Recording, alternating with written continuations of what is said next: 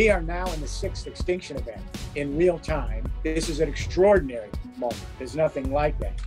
So we have to ask ourselves, how did this happen? And then the question is, where do we go from here?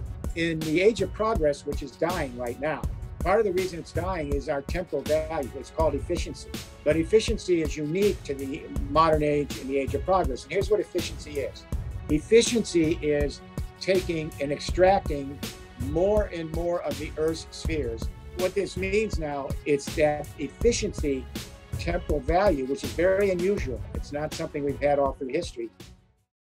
네, 세상의 현명한 구루들을 찾아서 그들의 의견을 물어보고 들어보고 또 인사이트를 얻어가는 세상 유익한 시간 글로벌 머니톡, 오늘도 여러분을 찾아왔습니다. 저는 글로벌 머니톡의 기둥의 옆에 있는 이 프로고요.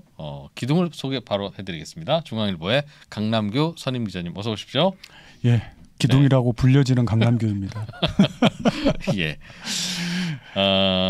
오늘도 대어를 낚으셨더군요. 그 대어라고 할만하죠, 사실은. 그러니까 그 우리가 생각할 때 늘 이제 지금까지 글로벌 머니토크를 한 50여 명을 우리가 사실은 그 해외 전문가들을 직접 외신을 통하지 않고 직접 불러내서 인터뷰를 해서 그들의 목소리를 국내 전문가들이라고 불리는 사람들이 해석판이 아닌 직접 목소리를 들려도 왔지 않습니까? 사실 그동안 우리나라에서 뭐 해외 소식들의 대부분은 뭐 해외 미디어들을 번역한 거였죠. 그렇죠.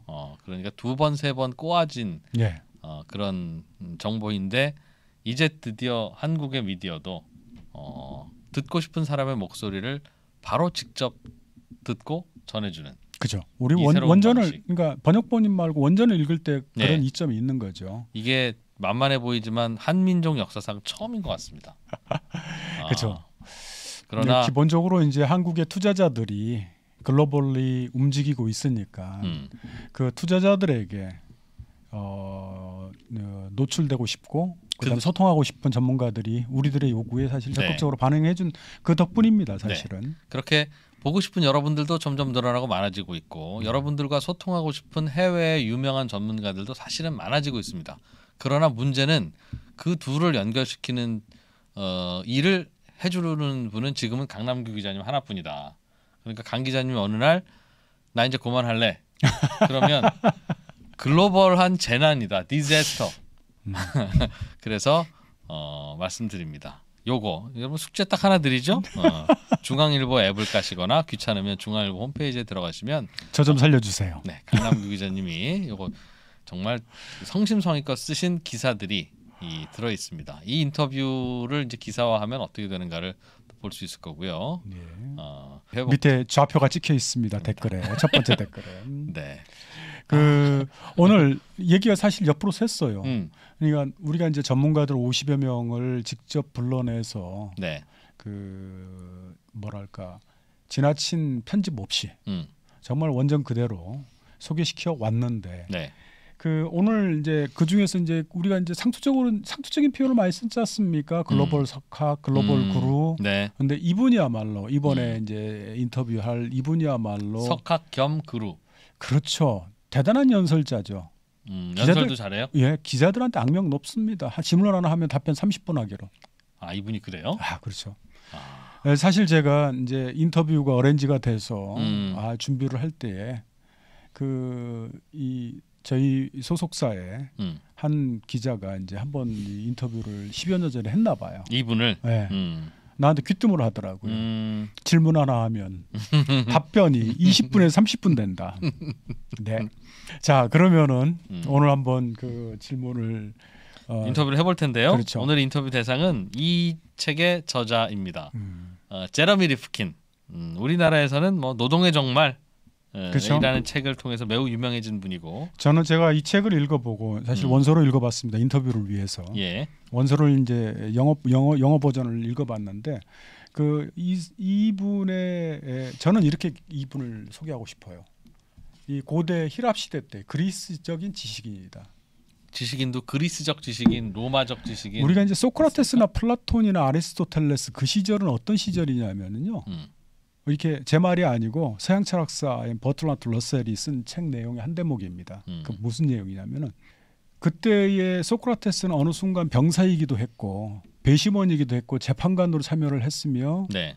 또 하나의 시민으로서 민주공화국의 시민으로서 이 정무도 수행을 했습니다. 이 다양한 역할을 공동체 내에서 했기 때문에 네. 범우주론적인 고민을 해요. 인간이란 무엇이고 국가란 무엇이고 우리가 조금 세월이 흐른 다음에 이제 로마 시대로 가지 않습니까? 그러면 지식인들은 그런 범우주적인 고민을 하지 않습니다. 지구가 어떻게 움직이는지 인간이 어떻게 무엇인지 그런 고민보다는 굉장히 실무적인 고민을 하죠. 그래서 그때 당시에 가장 그 로마 시대 때 가장 성행했던 그 학술이 뭐냐면 법입니다. 법. 예. 정치라든지 민주주의란 무엇인가, 인간의 사회란 어떻게 굴러가야 하는가 이런 고민은 일단 지식인들이 손을 떠나서 그때 당시 귀족과 그 다음에 실권자들이 있었죠. 따로 있었죠. 예. 그 대신에 이제 지식인들은 대신 그들의 그 어떤 지배계급의 부에 기대서 그들의 가려운 곳을 긁어줄 수 있는 실무적인 분야에 관심을 갖기 시작했죠. 그래서 로마 시대 때는 법이 흥성했고요. 그 다음에 그 건축학 이런 것들이 흥했습니다. 뭐 철학, 범우주론적인 고민 그런 것은 사실은 그리스 시대로 끝났거든요. 그런데 오늘 그 리프키는 박사학위를 갖고 있지도 않아요. 그런데 저하고 똑같네요. 그렇죠. 네. 그 어디 가서 무슨 뭐 학술적인 훈련을 받지는 않았어요. 그것도 저하고 똑같네요. 깊이 받지는 않았어요. 예. 근데 대단히 그 범우주론적이고 범지구적인 고민을 하는 분이에요. 그건 저하고 좀 다르군요. 그렇죠. 네. 그래서 인터뷰를 들을 때 이분의 말을 들을 때의 구체적인 사안에 대해서는 분명히 그 분야의 전문가보다는 딸릴 수 있어요. 그러나 이걸 한 군데 묶어서 하나의 그 논리체계, 프레임워크에도 집어넣는 탁월한 그 기술을 가지고 있다. 꿰뚫는 통섭 테크닉. 자, 그래서 그러면은 뭐 인터뷰를 해보죠. 네. 예. 제러미 인터뷰 응해주셔서 감사합니다. 그나저나 1973년 1차 오일 쇼크가 발생했을 때 첫 책을 내놓은 이후에 오늘 이번까지 한 20여 권 책을 썼습니다. 이렇게 어떤 다작인 작가를 인터뷰하게 돼서 굉장히 기쁩니다. 그나저나 73년 이후에 거의 반세기 동안 세월도 많이 흘렀고 세상도 많이 바뀌었고 생각도 많이 변했을 법한데 어떤가요? So I began to work on the climate change issue and the transition in energy. 1973. In 1973, that was the 200th anniversary of the Boston Tea Party that started the American Revolution. And at that time, the OPEC, oil-producing countries, had put an embargo on oil. So the price of gas at the gas station was going up. And there were long lines of automobiles waiting for gasoline. And people were pretty angry in America. So we called for a massive protest on the 200th anniversary of the Boston Tea Party. And it was in a snow blizzard. 20,000 people showed up, whole families protesting, and they called it the Boston Oil Party because we dumped empty oil barrels into the ocean. And so that was the first protest ever against the fossil fuel industry. That was the first one. So the 50-year anniversary comes up this year. It's been 50 years on climate change. Over 50 years, you can imagine there was a lot of changes. But as you know, I've both been a social activist, but also an academician. So, and I work not only in academia, but also with the global business community as well, and with governments. So it's evolved over the years. For the last 22 years, I advised the European Union and the past 4 presidents of the European Commission and most of the heads of state. And it's in that period that we began to develop the frame of reference, the orientation toward what the problem was and maybe what the possible solutions might be. So then in the last 10, 12 years, I've been advising the leadership of the People's Republic of China. And our book, The Third Industrial Revolution, became the centerpiece for much of the 13th and 14th 5-year plan in China, and has been honored to work with China as well. And more recently, I worked with the now majority leader of the United States Senate, Charles Schumer, and my global team, which is all from industry, put together a $17 trillion 20-year transition for the American economy toward a third industrial revolution, now in the age of resilience. And that became the centerpiece of the legislation passed by President Biden, the Build Back Better plan. So it's been a long time. 제러미는 60년대에 네. 그 학생 운동권이었습니다. 반전 시위꾼이었고요. 우리가 이제 80년대에 한국의 386 시대, 지금 뭐 586이라 그럽니까? 네. 그들이 가지고 있는 그 뭐랄까 웅홀한 논리 체계, 예. 거의 비슷합니다. 사실 미국에서도 60년대 학생 운동 시절을 겪은 사람들이 대표적으로 우리 조지 소로스 같은 사람, 뭐 세계 중앙은행을 창설을 해야 된다는, 세계 민주주의 국가와 언론의 자유로가 어떻게 움직여야 된다는 그런 고민을 많이 하지 않습니까? 거기에 예. 또 기부도 많이 하고 자기 돈을 가지고 있으니까 이 제러미 리프킨도 거의 비슷한 느낌이에요.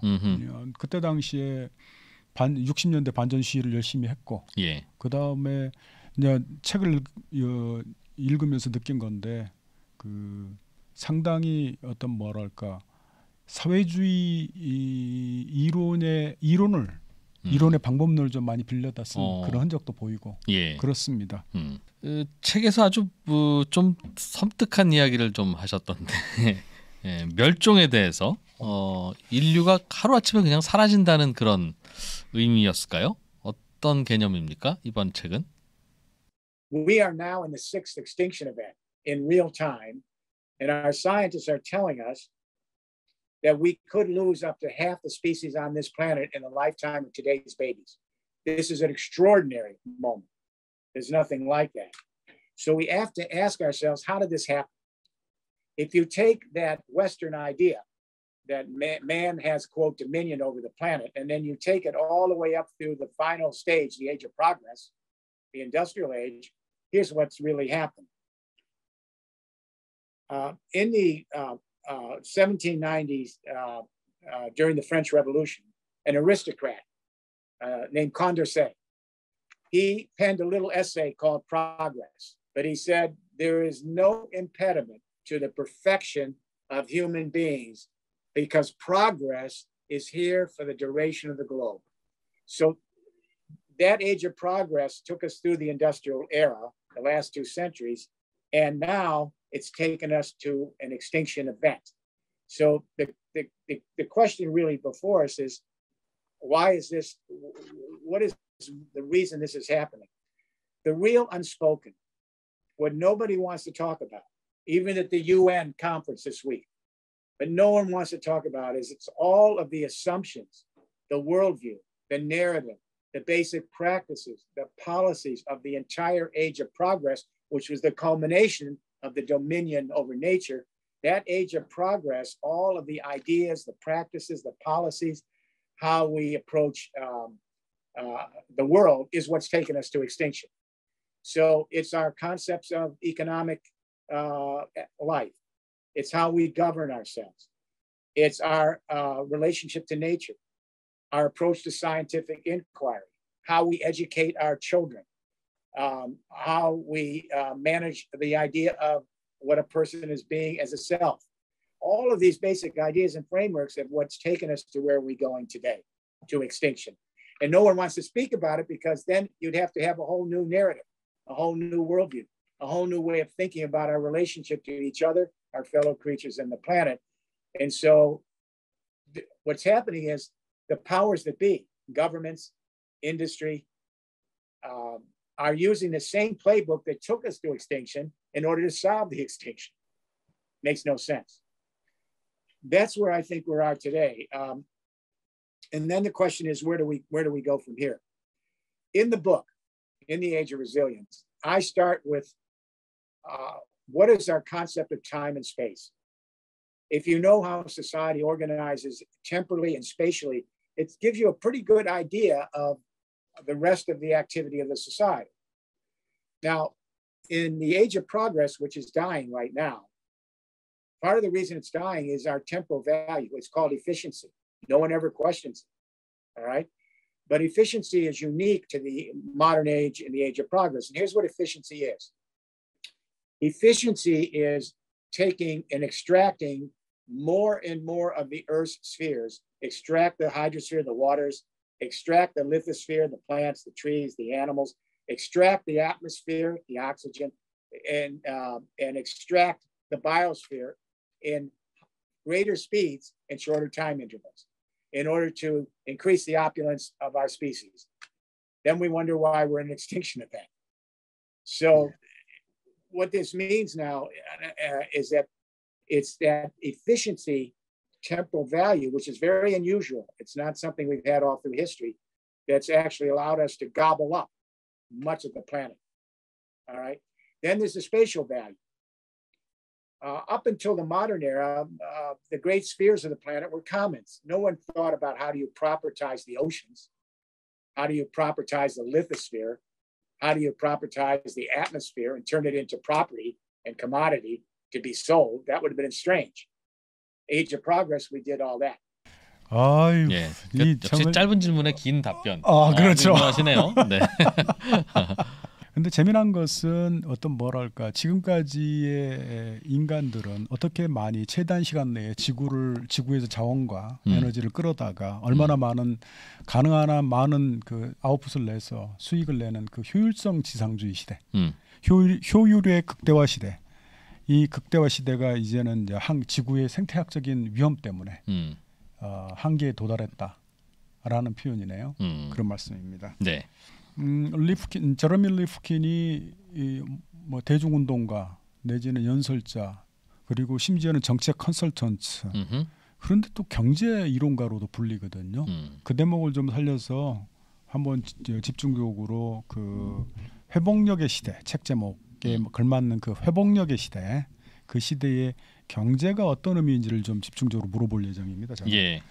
사실 현대 경제는 그 효율성을 바탕으로 하고 있습니다. 그 효율성의 한계가 그 시대가 저물고 있다고 말씀하셔서 그렇다면은 그 회복력의 시대, 다가오고 있는 회복력의 시대에서 경제가 설 자리가 어디 있을까요? Well, that's an interesting question. So let me put this in historical framework. Take the first industrial revolution in Britain.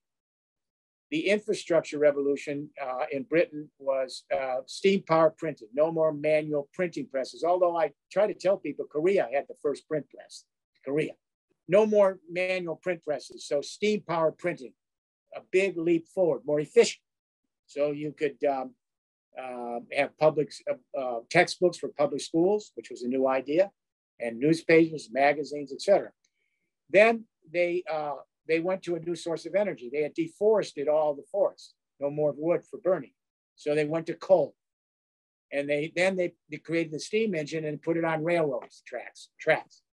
So this communication, energy, mobility revolution took us to dense urban cities because of rail traffic, national markets, the beginning of shareholder capitalism, because even the monarchies couldn't afford to put telegraph systems in and steam power printing and railroads. It's too expensive. So what happened is you needed shareholding corporations with lots of people getting return on their investment. So now it gets to your question. How did it happen? We have big corporations, many of whom I advise. Well, it turns out that because of the nature of that infrastructure, the first movers had to create sufficient vertically integrated economies of scale in order to return all that investment to the shareholders. So in every industry, starting with fossil fuels, but in every industry related to the Industrial Revolution, the 4 or 5 major players tended to dominate the industries because they could return investments. And it was true in socialist countries and capitalist countries. It made no difference, all right? And so what you ended up with 200 years later, we have 500 global corporations. They are 1/3 of the GDP of the world. 500 companies, 1/3 of the GDP of the world. You know how many employees they have? 64 million employees out of 3.5 billion workforce. 64 million employees out of a workforce of 3.5 billion people. So, and then the richest 8 individuals, 8 people right now today, as I speak to you, their combined wealth equals the accumulated wealth of 1/2 the human beings living today on Earth, 3.5 billion people. So it made no difference if it was capitalist or socialist. But what's very interesting now is that new third industrial revolution is changing all of that. It's really changing all that. Big companies will not all disappear, but their mission is going to be totally different because we're going to be seeing a whole new players come in. Small and medium-sized high-tech enterprises in cooperatives, blockchain globally all over the world, much more distributed. And the big companies that survive will be aggregators, but they won't be in total control. They have to work with millions of small and medium-sized, high-tech, very sophisticated cooperatives that can blockchain and platforms that are fluid. 아, 정말 의미심장한 말씀이네요. 사실은 그 현대 자본주의의 가장 핵심 주체인 주식회사가 소수의 주주들이 어떻게 하면 최대한의 그 뭐랄까 이익을 극대화하고 그 극대화된 이익을 어떻게 하면 최종적으로 많이 가져갈 수 있는 그걸 집중적으로 만들어온 회사 시스템이라고 그러나요? 그런 시스템 자체는 이제 회복력의 시대에는 사라질 것이다. 의미를 상실할 것이다. 라고 얘기를 합니다. 경제가 어떻게 굴러갈지에 대해서는 설명을 좀 해주셨는데요. 사실 책을 보니까 상당히 많은 분량을 들여서 현대 경제학의 문제점을 조목조목 비판을 하셨더라고요. 현대 경제학의 문제점이 무엇이고 그 다음에 미래가 어떻게 될 것 같습니까? Because I spend the first part of this book on economics is just doesn't have the right approach at all. It's just incorrect because economics came out of as you said, the Cartesian Newtonian worldview. And Descartes envisioned the whole world, the whole universe as a mathematical model, a mechanical universe. Literally, not as in literally. And then Newton came along with his 3 laws of matter and motion, and it had no place for the passage of time.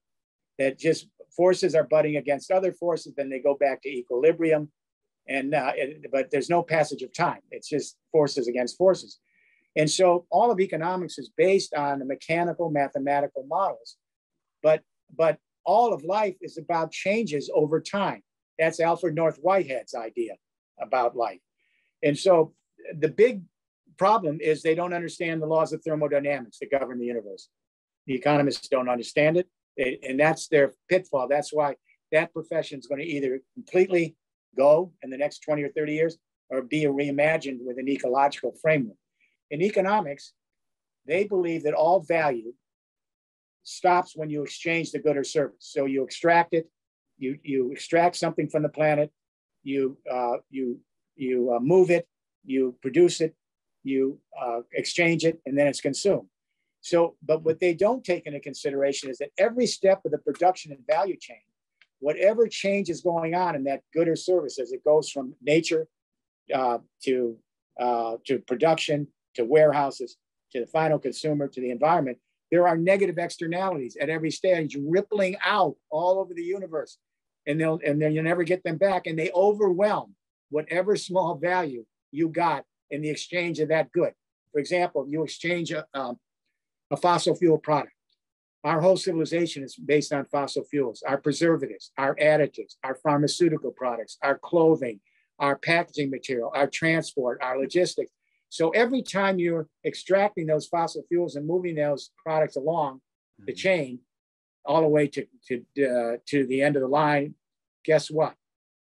It's adding to the toxification of the ocean. It's adding to the warming of the climate. It's adding to all these negative externalities that are much greater than whatever little value you got in the exchange of the good or service. That's the real world. So I'm glad you're the first one in this that has actually asked this question in the last few weeks since I put out the new book. 제기에는 한 세대 뒤면 이코노미스트라는 그 직업이 사라질 거다. 네. 라고 얘기를 합니다. 이 대목에 대해서는 뭐 부연 설명 없이 직접 들으셨으니까 과연 그 좀 뭐랄까 현대 데카르트 그다음에 뉴턴의 패러다임에 기반한 현대 경제학이 논리적으로 어떤 문제점을 갖고 있는지 사실 저는 이 대목을 책에서 보고 네. 물론 이 책의 내용을 제러미 리프킨이 다 썼을 거라고 생각지는 않습니다. 집단 창작일 수도 있고 많은 리서처를 거느리고 있을 수도 있거든요. 예. 그러나 고민의 흔적이 그러니까 말로만 번지를 하거나 우리가 엘빈 토플러류처럼 단순히 미래에 대해서 장황하게 설명하는 이것저것 꿰다 붙이는 그런 사람이 아니라는 거를 좀 느꼈습니다. 사실은. 근데 이 책을 읽어보기 전에 그리고 인터뷰하기 전에는 사실 리프킨에 대해서 상당히 저는 그 냉정하게 평가를 그러셨군요. 생각을 갖고 있었습니다. 네, 앞으로 자본주의나 경제학이 그런 식의 포지션으로 바뀌게 된다면 경제 시스템의 어찌 보면 꽃이라고 부를 수 있는 기업, 그 중에서도 대기업들은 앞으로 미래에서는 그들의 위치나 위상이나 혹은 형태가 어떻게 변하게 될 걸로 보십니까? But then, what's the role of business in this area? Now, it's true that the first generation businesses in the third industrial revolution were big companies like Microsoft, Facebook, which is now Meta, and Google. They tried to create vertically integrated companies to manage these forms, just like the first and second industrial revolution. They're not going to be here 25, 30 years from now. They will not be here, or they're going to have to radically change. The reason I think they won't be here is because the nature of this infrastructure is distributed. Berners-Lee said, we're going to have an infrastructure where everyone on the margins can deal with each other, no one in the center telling them how. So what's happened, though, is that there's so much information now because of the Internet of Things. And there's so much information coming in with billions and billions of sensors going to be everywhere that cloud computing is too slow. And so there's a new concept, fog computing, not cloud computing, fog computing. So if you have an autonomous vehicle and it's about to crash, and you send that data to a remote centralized data center, even though it's like this, by the time that data comes back to you, you've crashed. So edge data centers are coming in everywhere, thousands, millions, and soon everywhere, where everyone has an edge data center in their companies, in their communities, in their homes, and they're able to actually, edge data centers connect to each other in a distributed fashion. And so if that car is about to crash, they're right on site because those sensors are everywhere. And you can create all of these distributed business arrangements that are fluid and can come in and out of each other by distributing your data and computers. That's already happening. Everything I'm telling you is already happening. It hasn't quite become the centerpiece, but it's no longer just an idea. So this is a real revolution to distributing. And one of the reasons for that, if you not only is communication distributed with a smartphone, but the sun and the wind are everywhere. How does a big company control all the wind in the world? You can't do it. You have to capture it where you live, where you work, in your neighborhoods. 사실 앞에 질문에서 그 미래 회복력의 시대, 그러니까 어떤 지구의 기후 위기, 생물학적인 위기, 생태계 위기 그 속에서 싹트는 회복력의 시대에는 그 거대 기업이 설 자리가 없다라고 말씀을 하셨는데, 그 대신 협동조합 형태의 그 다음에 또 한 뭐 개인이 모두 다 기업일 수 있는 그런 시나리오까지 제시를 하셨는데 놀랍게도 이번에는 그 이른바 페이스북, 마이크로소프트 이게 한 세대 뒤에 생존할 수 있을까? 아닐 것이다라고 강력하게 예측을 하네요. 어떻습니까? 어떻게 마이크로소프트, 페이스북 주식 가지고 계신 분들 다시 한번 그 의미심장하게 살펴봐야 될 것 같습니다. 그게 참 모호하죠. 예를 들면 이제 우유를 대량 생산하는 기업, 뭐 메일유업 우리나라 같은 그런 회사가 있는 게 회복력이 강한 사회가 될 거냐, 아니면 이런 대량 생산 이런 기업들이 할 수 있는 걸 버리고 조합의 시대로 돌아가서 각자 개인이 또는 뭐 일정 부분의 조합이 스스로 그런 뭐 낙농업도 하면서 그러면서 우유를 짜서 먹는 시대가 더 친환경적일 것이냐. 그걸 잘 모르겠어요. 사실 그 부분은 굉장히 중요한 말씀을 하셨어요. 그러면 다음 질문, 그 질문을 제가 좀 준비를 해온 게 있는데 사실 그 지금까지 회복력의 시대 미래에 경제와 경제학 그리고 기업의 형태에 대해서 말씀하셨는데 그 밑바탕을 이루는 게 경제 구조거든요. 제롬이 회복력의 시대의 그 경제 구조가 어떤 모습일 거라고 생각을 하시나요? What we've seen is this third industrial revolution infrastructure that's emerging is actually going to be the last of the industrial revolutions. Because as it's emerged, it's turned into something we didn't expect. And that is, as it emerges by around the 2240s, it's going to be no longer an industrial revolution, but a resilient infrastructure revolution. So the third industrial revolution infrastructure is emerging into the last stages of the industrial era and the first stages of the resilient infrastructure world. So here, see if this makes sense. Here's what we've been seeing in the business community. Because the first movers, interesting enough, are businesses because they realize there's a problem. It's not government that's moving quick. It's a lot of new businesses and some old businesses that are smart enough to say they're not interested just in capitalism or socialism. They're interested in what works. All right. So see if this makes sense. So we're seeing a great shift from growth to flourishing. Not no growth, but growth to flourishing. That's a big change. Nature is flourishing. Growth is what we do in society, but nature is flourishing. We're seeing a shift from finance capital to ecological capital, because capital is the ecology of the planet, all right? Not finance. We're seeing a shift from productivity to regenerativity. Nature is not about productive, it's about regeneration. We're seeing a shift from gross domestic product to quality of life indicators. We're seeing a shift from hyperconsumption to eco-stewardship. We're seeing a shift from negative externalities to circularity, from ownership to access, from seller-buyer markets to provider-user networks. That's the digital generation. From linear to cybernetic processes, from vertical integration to lateral integration economies of scale, from corporate conglomerates to now also adding agile, high-tech SMEs and cooperatives and blockchain around the world, from intellectual property protection to open source sharing of knowledge, from zero-sum games to network effects, from globalization to globalization, and from geopolitics to biosphere politics. That's a big shift. It's at the margins now, but it's a new way of thinking about the economic lives of society. 사실 그 3차 산업혁명이라는 책에서 보면은 정보 통신 그래서 고도로 효율화된 그런 혁명이 지금 현재 진행되고 있다라고 했대요. 저는 죄송합니다. 읽어보진 않았습니다. 그 책은. 네. 단 본인이 그렇게 말씀을 하셨는데 그런 정보통신 혁명을 바탕으로 발생되는 나중에 나타나는 그 회복력의 시대는 전혀 딴판의 경제 구조, 게임의 룰이 확 바뀌어 있을 것이다. 그런 얘기를 했습니다. 그 게임의 룰의 기본적인 것은 거대한 어떤 뭐랄까 에너지와 생태학적인 인프라가 갖춰져 있는 상황에서 개인들이 경제 활동을 하는 그런 아까 말했듯이 친환경 에코시스템 뭐 이런 것들이 이제 갖춰지는 거죠.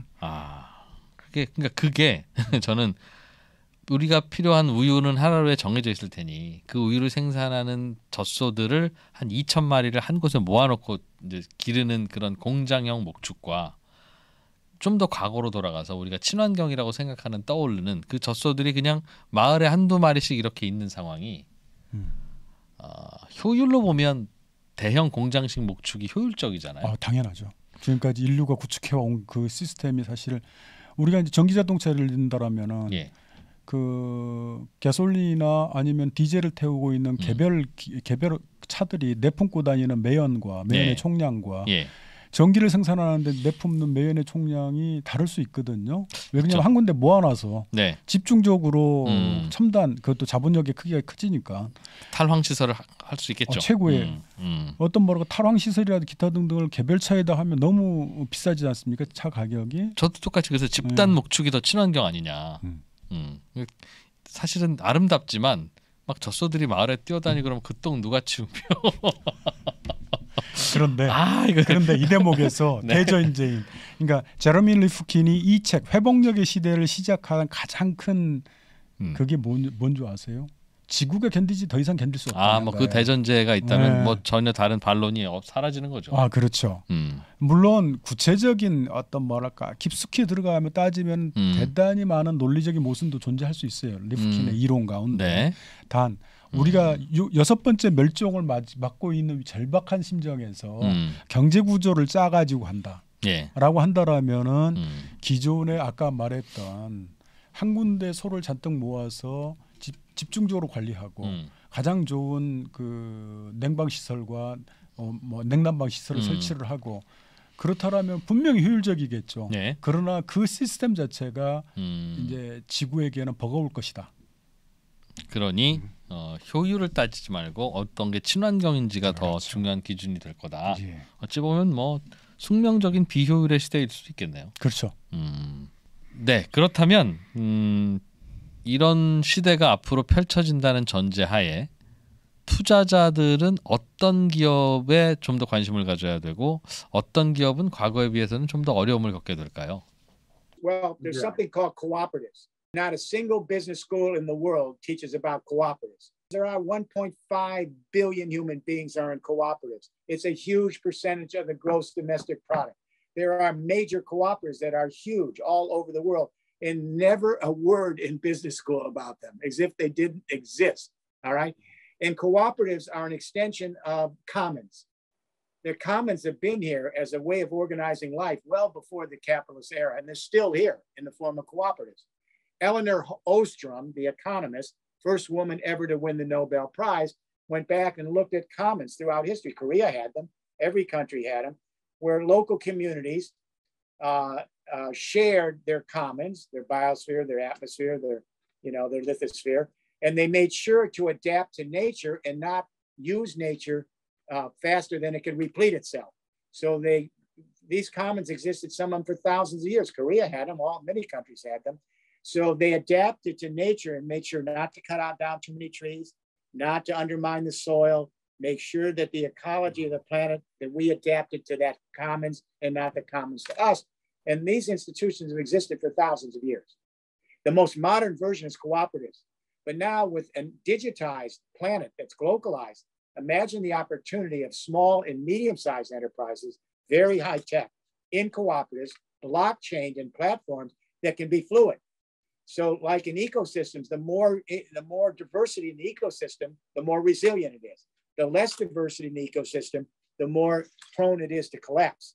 So we're learning in business that you have to have millions and millions of small players that are engaged in all sorts of diverse methods, just like in nature, so that if there's a climate event or a cyber attack or whatever, the ecosystems can survive because there's diversity. If you monoculture an ecosystem, it's too fragile, and climate change wipes it out, a flood, a drought, a wildfire, whatever. So this is a completely different way to organize day-to-day life. Nature becomes the classroom. 좋은 질문에 좋은 질문인데 저도 하면서 이건 좋은 질문인데 하는 생각이 번뜩 들었습니다. 사실은 이 제레미 리프킨의 기본적인 그 전망의 출발점은 이제 아까 생존의 위험, 네. 인간이 지구 자체의 어떤 멸종의 위기, 그걸 바탕으로 해서 거긴데 그동안 인간이 구축해놓은 다양한 형태의 정보 통신 시스템, 그건 그대로 그 계속 발전시키고요. 예.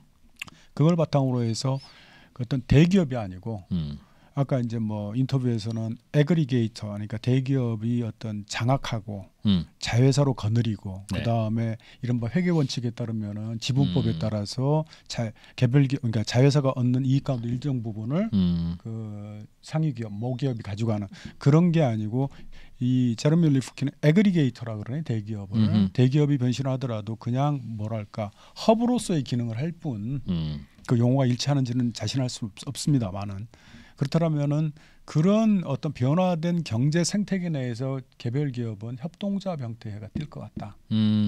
그러니까 어떤 시장의 평균 수익, 효율 극대화를 바탕으로 시장의 평균 수익보다 높은 이익을 거둬서 그걸 주주들에게 주가 및 배당 형태로 돌려주는 네. 그런 투자는 좀 힘들 것 같다는 얘기네요. 기업의 형태가 좀 달라진다는 네. 거죠. 예. 어떻습니까? 야, 그러니까 이게 회복력의 시대, 회복력이 중요한 시대가 온다는 건 이대로 가면 지구가 멸망한다는 그 과학적인 전제. 그렇죠. 가 깔려 있는 거일 텐데 사실 일부는 거기에 대해서 강력히 반론을 제기하고 있습니다.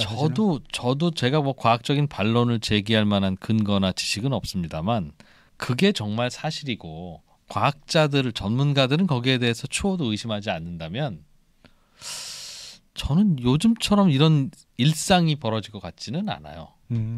예를 들면 제가 과학자인데 지구의 표면 온도가 1.5도 이상 높아지면 이제 말씀하신 대로 다시는 회복도 안 되고 파멸의 길로 간다는 거 아니겠습니까? 네. 그리고 요즘 국가들이 하는 꼴을 보면 뭐 막을 방법 없어 보이잖아요. 지금 인도와 중국이 야 너희들은 다 매연 내뿜을 거 다 내뿜어서 지금 선진국 돼놓고 그럼 니들의 그런 인프라를 우리를 주든가 니들이 그쵸. 인도 와서 살고 우리가 영국 가서 살고 그게 오케이 되면 모르겠으되 니들은 뭐 매연 다 내뿜고 잘 살아놓고 우리 보고 지금 스톱하라고 하면 우리는 그냥 같이 죽을 거다라는 거 아니겠습니까? 인도와 중국이. 그러니까 될 리가 없잖아요. 그런데 그렇다면 제가 만약에 이 부분에 대해서 확신하는 과학자라면 네. 이제 그럼 인류의 역사는 한 길어야 한 40-50년 남았는데 아이를 안 낳을 것 같습니다. 그 과학자는. 왜 낳겠습니까? 그렇겠죠. 네. 그리고 째깍째깍 40년 후를 이제 하면서 자기의 인생을 정리할 것 같습니다. 그런데 많은 기후와 관련한 과학자들이 연애를 하고 또 애를 낳고 아들이 있으면 좋은데 취직하라고 그러고 일상을 살잖아요. 그렇죠.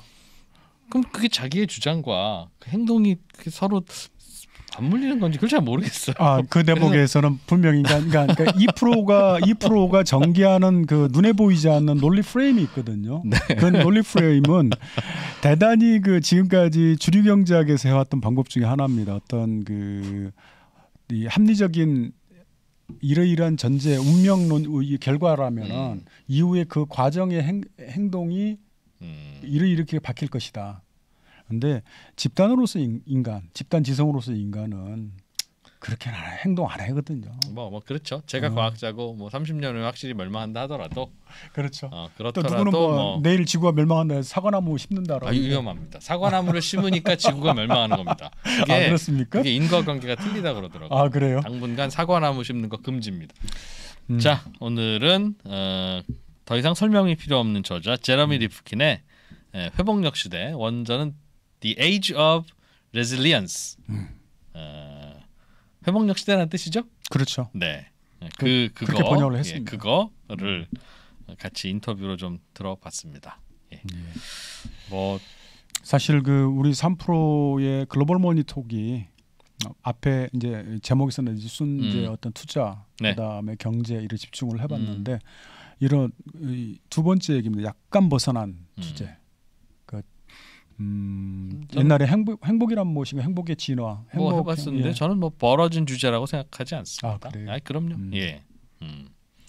다행입니다. 그러면 세상을 바라보는 지혜를 얻고 우리 인생이라는 게 태어나서 죽을 때까지 우리를 둘러싼 세상에 대해서 사람들에 대해서 조금씩 알아가다가 세상을 떠나는 게 our life다라고 저는 생각합니다. 그런 차원에서 세상을 이런 지당하는 말씀을 하신 분 옆에 있으면 뭐라고 반응을 해야 될지 모르겠어요. 네, 여러분이 할 일은 뭐 특별히 없습니다. 저희가 글로벌 머니톡 인터뷰 올려드리면 짜식들 수고했다, 좋아요 하나 누르고 또 재미있게 보시고 이거 공짜로 보기 미안한데라고 하면 저희가 내드린 숙제가 있죠. 이거 감사합니다. 이거 해주시면 사실 뭐 강남 기자님을 저희가 뭐 출연료를 많이 드리겠습니까? 그렇다고 이걸 가지고 무슨 뭐 떼돈을 버시겠습니까? 그냥 보람 내지는 그냥 사람들이 좋아하는 것 같아서 뿌듯함 그걸로 하시는데 근데 그 대목은 사실이에요. 사실 지금은 이제 미디어 환경이 바뀌어가지고 저도 이제 어떤 이렇게 구독해 주십사라고 부탁을 하지만은 이 형이요 예전에는 그거 안 왔던 사람이에요. 내가 알아요, 여러분. 그러니까 절실한 겁니다, 진짜. 근데 그 대목에서 사실 글로벌 경제를 제가 20년 가까이 해오면서 우리 네. 경제 기자들 사이에서 글로벌 경제는 사실 그 뭐랄까 재미는 있으나 오래 하고 싶지 않은 분야였죠. 왜 주요 취재원들이 그 외신에 의존하고 직접 전화를 해서 내가 통화를 해보거나 아니면은 그 기초 데이터, 라 데이터를 받아서 내가 써볼 수 있는 기회가 네. 그렇게 많은 분야가 아니기 때문에 근데 이제 사실 제가 글로벌 모니톡을 네. 3프로와 같이 하면서 그런 자부심은 있습니다. 사실 그 아까도 얘기했지만은 이 다른 기자들이 하지 않는 일 그들이 유능하기 때문에 그들도 덤벼들면서 더 잘할 수 있는데 제가 직접 인터뷰하고 직접 코멘트를 따고 직접 취재해서 직접 라 데이터를 발굴해서 기사를 써보는 그런 작업을 계속 해보고 싶죠. 네. 그러기 위해서는 여러분이 많이 도와주셔야 된다. 훌륭한 기자들은 많지만 이렇게 레어한 기자들이 드뭅니다. 레어템입니다. 레어템. 뭐 산속으로 들어가면 잡을 수도 없습니다. 이거 진짜. 그럼 나중에 후회하지 마시고 있을 때 잘합시다. 그리고 이제 글로벌 모니토크에서 그 안내 말씀드렸던 2023년 글로벌 경제 전망 인터뷰 지금 이제 마틴 울프가 예정이 돼 있고요. 마틴 울프? 예. 그 파이낸셜 타임즈의 그렇죠. 우리 글로벌 모니토크 첫 번째 명 칼럼니스트. 예. 그다음에 미국 내에서는 친중파로 몰려서 최근에 참 곤혹스럽습니다. 그 예일 대학교에 스티븐 노치 교수가 두 번째로 예정이 돼 있습니다. 내년 경제를 전망해주기 위해서 중국과 미국 경제, 그다음 유럽 경제를 스티븐 노치까지. 스티븐 노치. 오늘은 제러미 리프킨 인터뷰 재미있게 보셨습니까? 저희는 또 다음 시간에 좀 더 유익한 인터뷰로 돌아오겠습니다. 고맙습니다. 감사합니다.